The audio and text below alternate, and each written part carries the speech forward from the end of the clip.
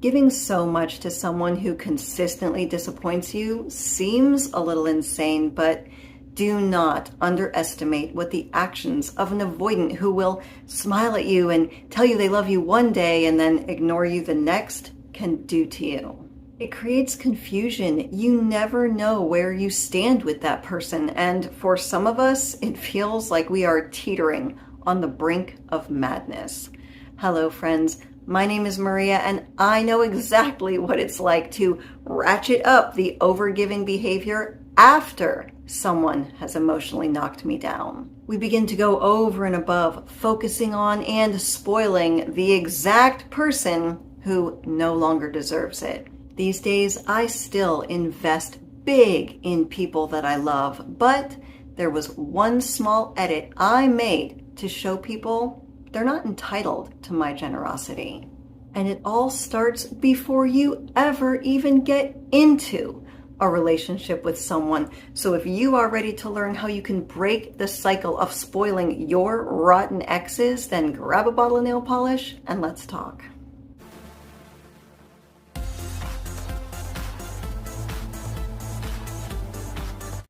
I don't know what it is about our anxious attachment style that, when we are betrayed and dumped, well, that's when the time feels right for us to make grand gestures and prove ourselves. A while back, I started doing one-on-one, no-contact support phone sessions where I talk to a lot of anxious overgivers who all say similar things, right? Because as anxious people, we all have a lot of the same tendencies. Something I hear over and over again is viewers telling me about all these wonderful things that they are showering upon their exes when they know they shouldn't be giving those things to them.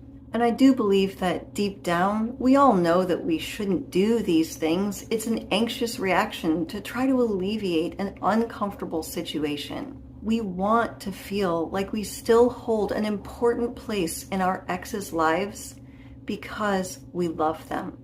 And it felt so good when they were with us and they were treating us like we were important to them. And here's the thing, people who treat you like you are important and valued, they deserve all of your wonderful gestures. But when someone breaks up with you, they are not treating you like they value you. They have drawn a boundary for themselves, and the trouble starts when you don't draw a boundary for yourself as well. A lot of times, dismissive avoidants are ambivalent about the breakup. So if you continue to spoil them with all of the privileges of a girlfriend or a boyfriend, yeah, they're going to accept them. And I would like to say, trust me, people are going to come at you with the, well, you're choosing to give these things to your exes. And okay, fair enough. And of course, people are going to say this because it's all on us, right? We're the anxious people. We're the ones with the behavior that just needs to stop. But what I think people don't understand is there is another side to that. Avoidants aren't being held responsible. No one is holding avoidants accountable and saying, yeah, well, you know what? They can also choose to say no to gifts and favors and bedroom fun from people that they know that you love them. They know that you would do anything for them. They know that you want to get back together and have a future with them. And they can choose to say no when they know that they don't have any serious future intentions with you. But they just keep right on going, allowing themselves to be spoiled by you. Only now, whenever there's something that you want or you need, they're allowed to flag you and say, hey, whoa, we're not really in a relationship. I don't owe you anything. I don't owe you an explanation, and you're not allowed to get upset. And you are upset. You are resentful. You are constantly giving and continuously getting rejected. You know, guys, there was one day where I sat down and wrote out a physical list of all the things that I typically did for guys who had dumped me. These were my ex-boyfriends. And today, I'm encouraging you to do the same. Let me tell you, once you look at the laundry list of things that you're doing for someone who only bothers to text you 4 times a year, there's something about seeing it in black and white where you're like, wow, I'm still acting like we're in a relationship together. I'm still doing all of the things that I was doing for them when we were in a relationship. And a lot of times they are things that are even more grand because now we really feel the pressure. We feel like we have something to prove. One of my biggest things was gifts. Even if a guy had dumped me, for another girl, I would still do special things for him on his birthday. I would bake him something, or I'd bake him cookies or cakes around the holidays and drop them off to him so that he knew that I was still there and I still cared. I hadn't yet learned that you can still care for someone while staying in your own lane. I hadn't yet learned that you can fight for someone that you love by telling them during the breakup that you love them. You do not agree with the breakup. You wish that you could work things out between the two of you, but then allowing them the oxygen and the space to feel the consequence of their decision. It might not seem like it in the moment, but this is actually even more important for you, because if they do decide the breakup was a mistake and they try to come back into your life, this also gives you the time and oxygen away from this person who maybe they weren't treating you very well. It gives you time to decide soberly whether you really want this person back in your life. Honestly, you might not have even been very happy in the relationship, but the breakup triggered you to fight for it. I encourage you, sit down, really write out a comparison list, and on one side, write down all the things that you are still spoiling your ex with. And on the other side, make a list of all the things that your ex is currently bringing to your life to add value to you. And I'll bet that once you take a look at this list and you see how one-sided and unbalanced it is, you might not be feeling quite so generous. I know we're talking about all the things that we do for our ex after a breakup, but I do personally feel like it's a bit of a chicken and egg situation. For example, when I look back and evaluated my behaviors that were not working out for me, well, overgiving was definitely one of those behaviors that never worked out in my favor. However, what I realized was I wasn't only overgiving after I got dumped, I was overgiving before the relationship ever got off the ground. I was overgiving to guys that I was interested in who had not yet shown me that they even wanted to be my boyfriend. And it's because of this evaluation that I learned one really important relationship edit. I never had to change who I was. I was still a fun, energetic, talkative, generous giver. But I did edit my timing. To give you a personal example, if there was a guy I fancied and he was having a birthday, I would show up to the party with this made from scratch family recipe birthday cake to convince him of my value and to show him how special I knew he was. Well, after doing things like this so many times, I did finally learn that a lot of times when we don't really know people, more often than not, it turns out that we were the ones creating their potential and projecting specialness onto them. And to be quite blunt, I was giving these guys special girlfriend privileges when they were not even my boyfriend. And I know it's hard when we really like a specific person not to focus on them. But if I truly wanted to showcase my talents, I could have shown up to a party with mutual friends and brought a dessert for everybody. I mean, really, think about those guys that they're musicians and they're playing for a whole room of women and all of the ladies are going gaga nuts over him, even though he's not focusing and singing to one specific woman. He's singing to the whole room, and yet I would argue it's even more attractive. It's a small edit in the timing in which you choose to give of yourself. Have you ever found yourself doing things like this, like cooking or baking for a guy to convince them of what a great girlfriend you would be, or helping them clean their house, or running errands for them to show them what a great wife you would be? The timing is all wrong. We don't want to act like girlfriends or wives or boyfriends to people who are not committing to a relationship with us. Because you bet your butt, this kind of behavior trains you to continue to overgive to people with whom, it's not even appropriate anymore. Overgiving, going over and above. Do you know that for years and years, I have listened to studies that all say women, this is women specifically, who are really successful in their careers, they're big go-getters, they always do really well at work, have the biggest struggles in their dating life. We have a very hard time accepting no for an answer, and we get that rush when we feel like we're gaining something that's out of our reach. This works out really well for us in our careers, but a lot of times when it comes to our relationships, let me give you a personal story. The biggest ASS I ever made of myself was with a guy, I'll call him Josh. Well, me and Josh had already gone on a first date, and he had already told me that he wasn't interested in a second date because he had to work on himself. He gave me the soft letdown. But I was convinced that if he went out with me one more time, I could win him over. So I basically guilted him into coming out with me on a second date.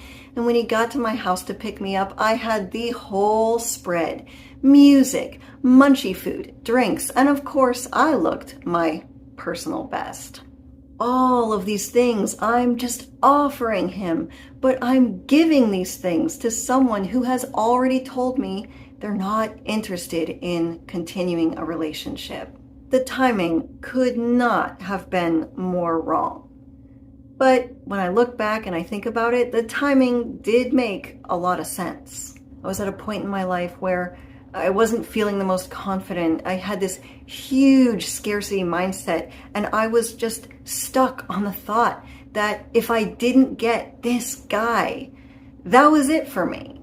I was tired of being rejected. I was tired of being dumped. I wanted a boyfriend. And the problem is we reach this point where we have flamed out so hard in dating, it affects how we show up with people. And I want to make sure I express myself very clear.